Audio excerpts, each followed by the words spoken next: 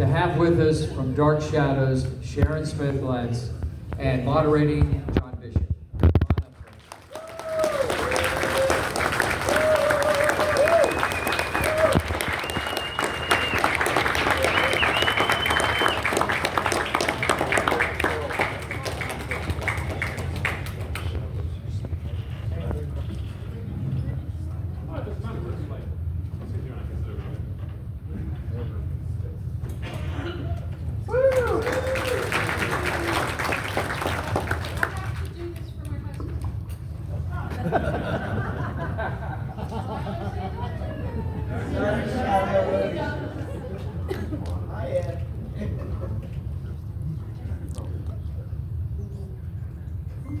folks. Oops.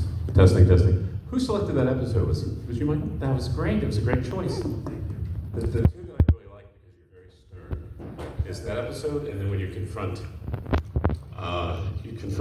Dr. Hoffman in the mausoleum, and you say, "I know what you did to Dr. Woodard." You're very tough in that one. Yeah. So I promised Sharon I would not make her do this. I don't want her to be mad at me. But I thought I have a question. I don't have a prize. We're just going to ask. Does anyone remember what Sarah's favorite song was? So could we sing? You send it to your husband if you want to. Can we do a round of London Bridge for Sharon, please? Yeah. You guys get to sing to me first. We'll have Kevin. Kevin Slick's going to start us off. So thank you, Kevin. Bridge is falling down, falling down, falling down. London Bridge is falling down, my fair lady. Woo! Better you than me. It's been 50 plus years, no second verses, sorry. Second verse. So that was really great. Can you tell us a little bit about how you got the role on Dark Shadows? Absolutely. I was joking earlier with some of the guests that came to my table. I was 10 years old when I did this show, and I've been telling the same stories on podcasts and interviews and newspaper interviews for years and years and years, and I sometimes worry that people get tired of hearing the same stories over and over again, but that's all I have. So if you've heard it before, I apologize, but I have to tell the truth, so it's not going to change too much from the first time you heard it. But when I was, first of all, I'm from Philadelphia. Yeah. And as luck would have it, I had no aspirations of being an actress or in television, anything like that. No aspirations at all. In fact, we're talking about I was 5 years old when this happened. My mother, who was a homemaker, my father, who was a factory worker, had no aspirations either of my being in the acting field or anything like that. But my mother crossed paths with a woman who happened to be a personal agent for young children. And they crossed paths, and this woman, Florence Creasy, said to my mother, "Did you ever think about putting her in commercials?" And my mom said, "No." You have to understand, at that time, at 5 years old, I was very petite for my age. I had long brown hair. My mother never cut my hair. And I had freckles. And this was in the 60s. I was born in 57. You do the math. Somebody's doing the math for me. So, they exchanged phone numbers, but believe me, my mother never gave it a second thought. About a month later, my mother got a phone call from this woman and said, "Would you consider taking Sharon up to New York for an audition?" And I have no idea what my mother was thinking, but she agreed to do it. This was way out of my mom's wheelhouse. But my father encouraged her, and she took me up for this audition, and we went into this New York building, and there was a ton of little girls there. And I don't remember how many children were picked for this particular commercial, but I got the job. And I think that it was not because I was any great actress or anything like that. I just fit the look they were looking for. The braids, the dark hair, the freckles. And I got this job, and it was the best thing ever. It was the Sugar Pops cereal. Now they've since changed the name to Sugar Bear because No. Honey Bear, thank you, because sugar is not a popular thing to sell children's cereal with anymore. But at the time, it was Sugar Bear. And I loved Sugar Bear, and I was just a little kid. And what they had us do, it was supposed to be a mock bank robbery. And you know, the bad guys were there. It was very comical. It was very slapstick. You can find it online, as a matter of fact. Someone, a fan, sent it to me. I hadn't seen it since that day that I made it, and honestly, I so enjoyed it. But, you know, little kids running around in a circle screaming, you know, I mean, what little kid doesn't want to do that? They tell you to do this, they feed you sugary cereal, and, you know, and they pay you for it. So, I mean, what's not to love? Now, I have to tell you, if you do ever see it, that commercial, which was very fun to watch for me, as well as to do it, would never float in this day and age. Everything was wrong with it. It had violence in it. It had sugar in it. I mean, you know, it was slapstick. It would never float in this day and age, but fun to do. So to answer your question, how did things start? That is exactly how things started. Now from that, I started to do commercials on a fairly regular basis, and then I did some runway modeling and print ads and some voiceovers for things like toys that were coming out. I did American Soup. I think it was not Campbell's. It was something called American Soup. I remember it had a blue label on it. And laundry detergents that don't even exist anymore and things like that. But I seem to be getting back to back jobs. So, I mean, this was fun. And my mother, being a homemaker, was free to go up to New York. You would go to auditions. Sometimes you got them, sometimes you didn't get them. But again, I think I had the look for the time, and I got lucky. I got a lot of work that way. I got an audition. You have to understand, when you start going to auditions, one's like another one. They're the same deal. You go in, there's a bunch of people standing there, they ask you some questions, there's 100 little girls of all shapes and sizes. Sometimes they know what they're looking for, sometimes they don't know what they're looking for, they'll know it when they see it. And I went for an audition, and it happened to be the soap opera Search for Tomorrow. Now I was about 7 years old when this happened. And Search for Tomorrow was a live 15-minute soap opera.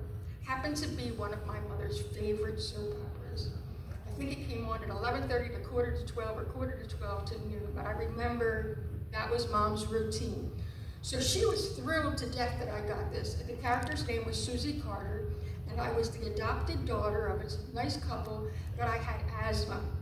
So much like my dying scene in Dark Shadows, I got to not die, but have an asthma attack, and this is my big acting career. I had an asthma attack as a 7-year-old, and they shipped me off to Arizona, and I was never seen in the show again. You see a theme here, you know? So that was my first soap opera experience. And then, you know, we did a couple things in between with modeling and commercials. I did Sears Catalog and JCPenney and all that stuff. And then I went on an audition. Happened to be for Dark Shadows. Neither me at 9 years old or my parents had any idea what Dark Shadows was. Now it was already on TV for a year or so, something like that.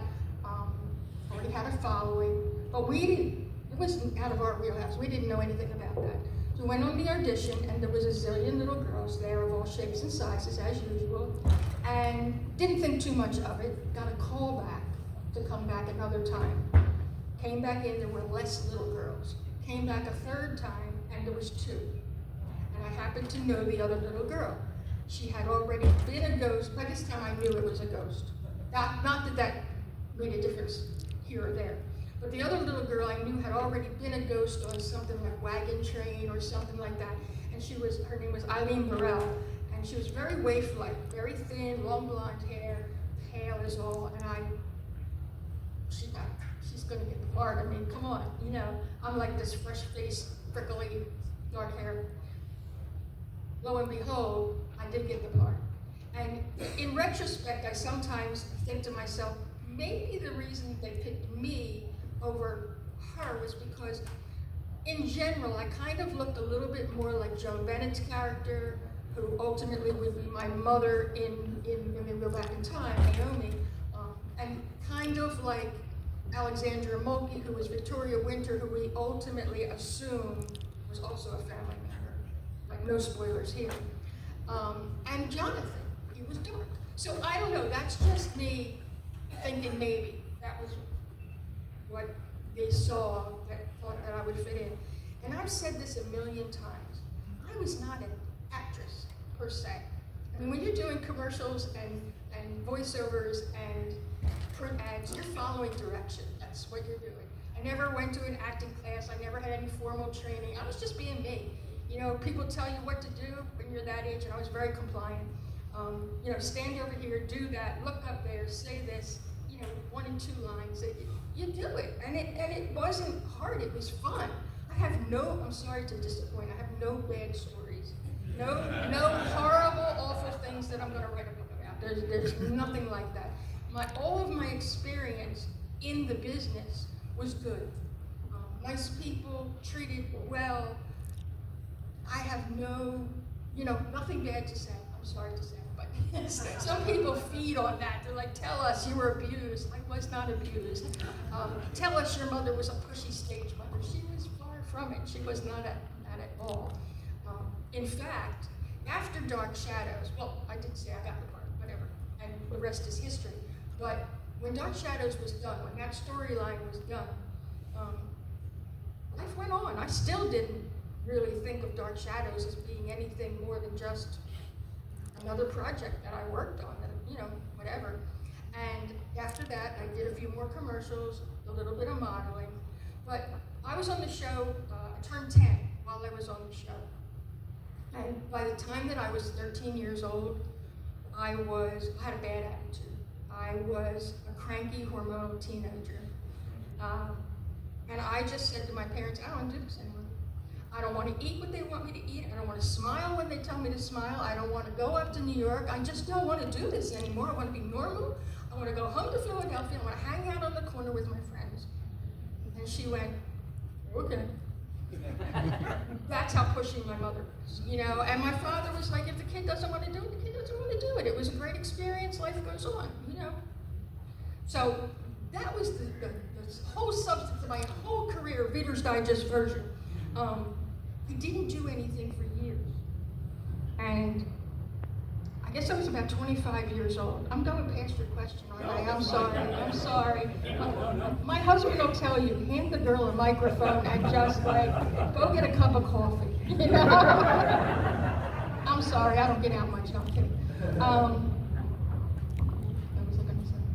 Oh yeah, so I was, thank you. So a little bit of early onset Alzheimer's. You'll be telling me what I did a couple of years from now. I turned 25 years old, and something inside of me was bubbling, and I wanted to be a part of it again. I wanted to, put my toe back in the water. And I started to do community theater, because it was available to me, and I could do that. And, oh my gosh, I fell in love. It was the whole camaraderie of production itself, the rehearsals, the music and the musicals, and it just, I loved it. So I did that for a number of years. I'd say probably 7 years I did that. And then I got married. And then I had babies. I had my first child at 34 years old, and my emphasis was my family. My husband wanted me to be a stay-at-home mom, and I gave that 100%. My children were, well, I ended up having 2 children, but, so there was years that I didn't do anything creative like that, because this was what I was doing creative. This was my production. By the time my children didn't need me so much anymore, I started to be involved with other people who were young and creative, writers, directors, producers, doing independent films. And by chance, once again, I did not go looking for it. It came across my path. And I don't believe in coincidences. I believe that shit happens. There's a reason. So these people asked me if I would be involved in their project, and they wanted to use my name as a hook. Sharon Smyth from Dark Shadows is in our movie. Okay. I didn't need publicity because I'm not in the business at this time. But if that helps you to further your project, I'd be more than happy to apply my name to it. So I did a few independent films, and again, I just was consumed with the thrill of being on set. Whether I was in front of the camera, behind the camera, I told a couple of these producers, I'll empty the trash can, just let me be here. You know, just let me be involved. I'll run to the store and get the hoagies for everybody, you know. I ended up being in a couple of them, but there's a couple of them that I'm a behind the scenes, and that's fine with me. Still a part of, and that is thrilling to me. Doesn't sound like I get that much, does it? In the last 4 years, and all this time, from the 80s, I guess, or maybe the 90s, 86, I started doing conventions, yeah. During this time, I would be invited to Dark Shadows conventions in New York City, and I would go to those, and I think this was the first time that I was made aware of the fact that Dark Shadows still was significant. Because my life was going on over here. I had nothing to do with Dark Shadows until I went to this convention. In fact, I was invited to this convention. At first, I thought somebody was trying to pull the wool over my eyes, trick me, punk me, whatever you want to call it. I was like, yeah, right, okay, Dark Shadows. That was a long time ago, nobody cares. And they were like, no, seriously, we're having this luncheon, you gotta come, Jonathan's gonna be there. And I was like, okay. And I went, and I have to tell you this funny story.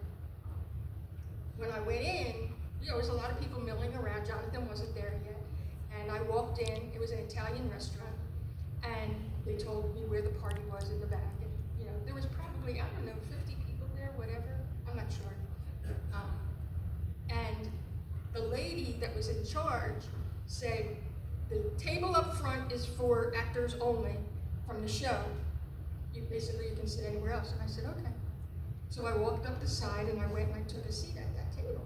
And she came flying up to me, you can't sit there. You can't sit there. I told you, this is only for actors. And I went, I was Sarah Collins. Oh my gosh, this poor woman turned 12 shades. Now you have to understand, the last time she probably saw me, I was a kid. And now I had short red hair, and I was young and thin.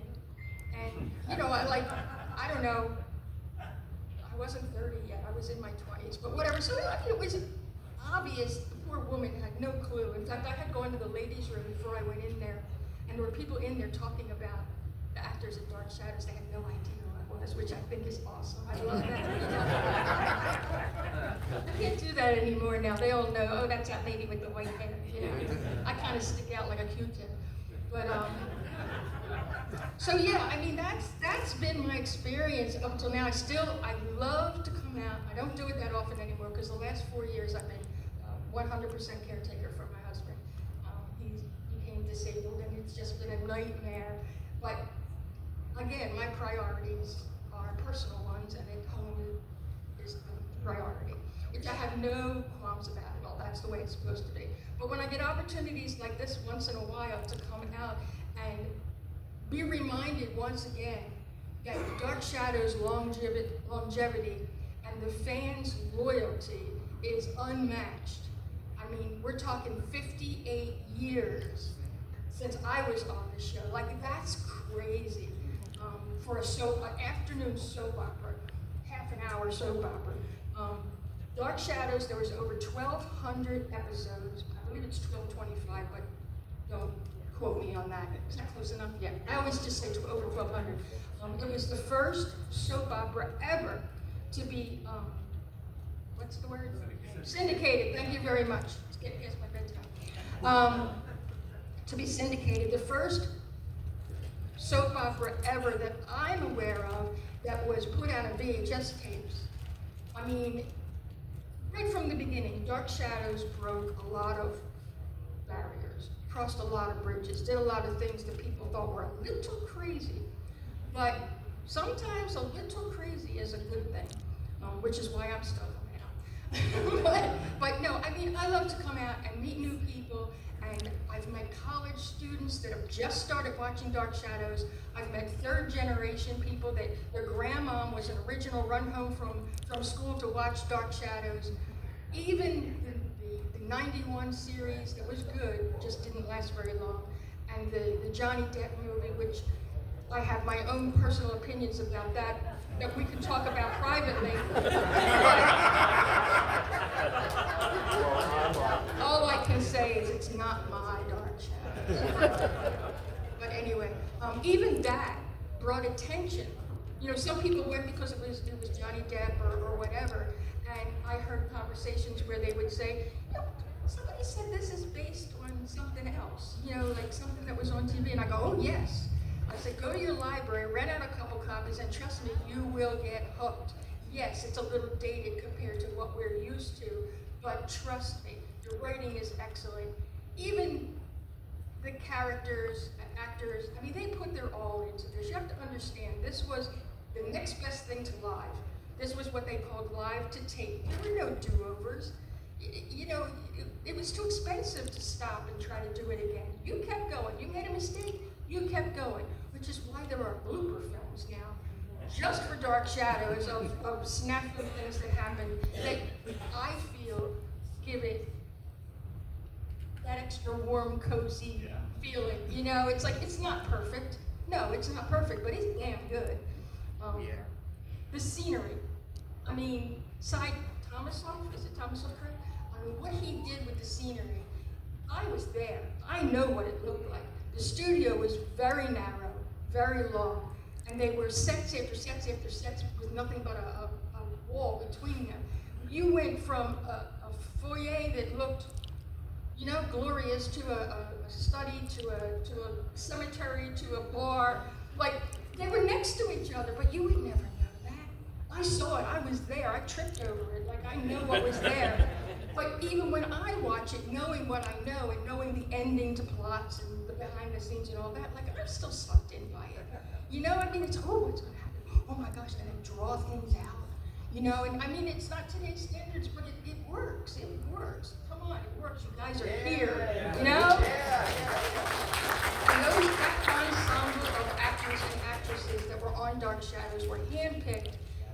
It just was, again, no coincidences. That cast was handpicked, maybe by God himself, to put together.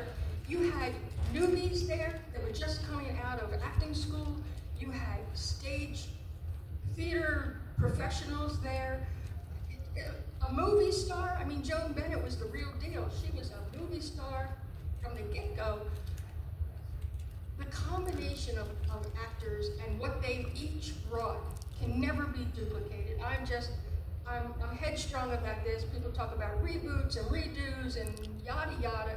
Leave it alone. Leave it alone. It works. It works. 58 years, it works.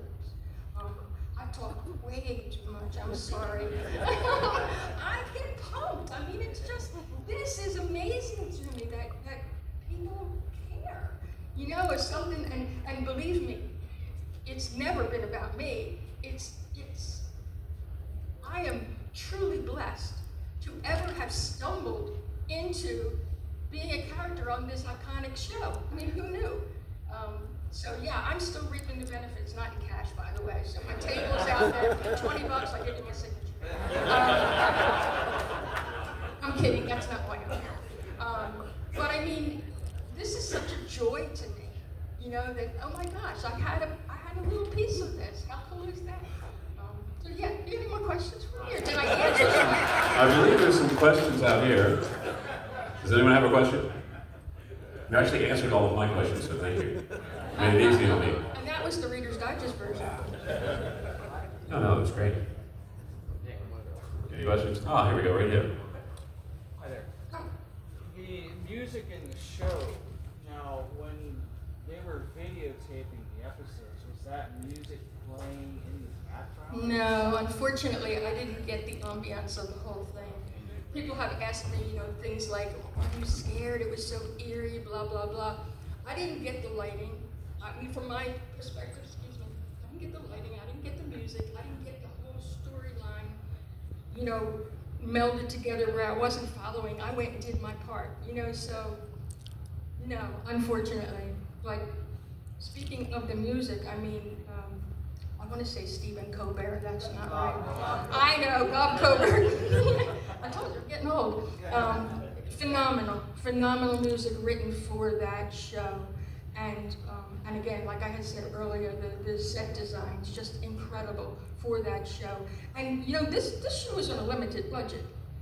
This wasn't like today, not by a long shot. They didn't even know if this was going to work or not. You know, they started the show as a more or less a regular soap opera, and then it started to get a little crazy, and that's when it really blew up. So, yeah, sorry, I didn't get the whole mood thing. Any other questions? Yes, sir. Is Tony in touch with David Hennessy? Yes and no. David Hennessy has not attended conventions over the years. He's done his own thing. He's a restaurateur. He lives in Panama. He has a lovely family, lots of kids. I think he may still have a place in New York City too. I'm not positive, but anyway, recently, just within the last couple of years, I had the opportunity to do like a Zoom Dark Shadows thing where there was like, I don't know, 6 of us together. And I got to see him, kind of as personal as you can be with a Zoom, with his kids there and the whole bit. It was very cute. I loved it. And next month, he is supposed to be at a Dark Shadows gathering in Lyndhurst, New York, Terrytown, New York, Lyndhurst Mansion. Thank you. He is scheduled to be there, and you know, we're hoping, because this has not really been his thing over the years, but he's older now, and you know, maybe he'll show up. It would be very cool. I know I'm looking forward to it if he does actually show up. Yeah, cool. Yes. Speaking of that, obviously he was almost very much a seasoned professional as many of the other. Absolutely.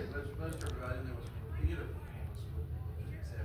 How was interacting with him different? Was it different from interacting with many adult characters? Since really a lot of your scenes were focused on him. Different from the adults? Absolutely. However, I will say that David was the utmost professional. He was very precocious. He was very intelligent, and he was a New York kid.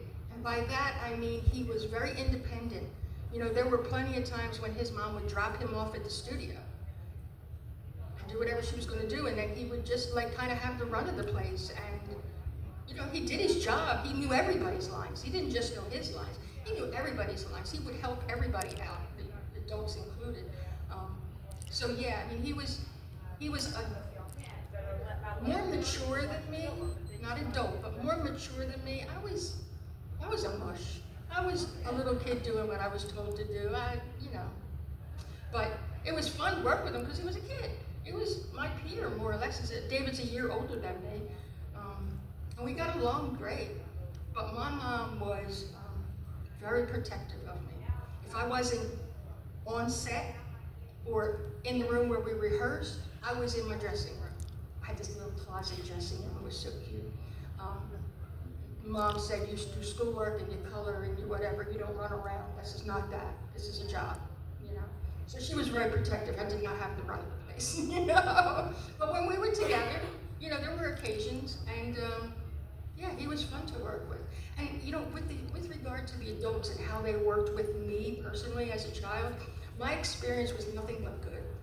There were a few actors who treated me almost like a peer. We both know I wasn't, but you know, were very respectful of me and my work. You know, what I did. They were proud of me. They would encourage me. Nobody ever treated me like I was a piece of furniture or, you know, like W.C. Fields, you know, get the kid out of here kind of thing. Nobody ever did that to me. Everybody was kind and sweet to me. And you know, the bottom line was, do your job. That's what you're here for, you know? And that's how I treated it. It was do my job.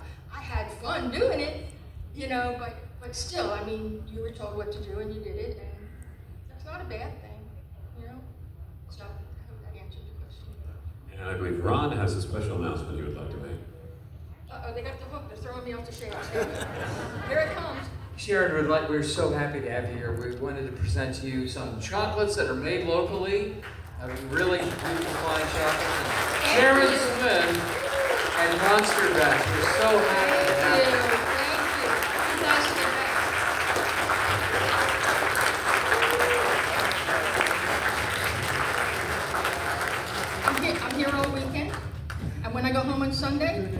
morning, I'm back to life as I know it, and I'll be scrubbing the toilets. So thank you very much.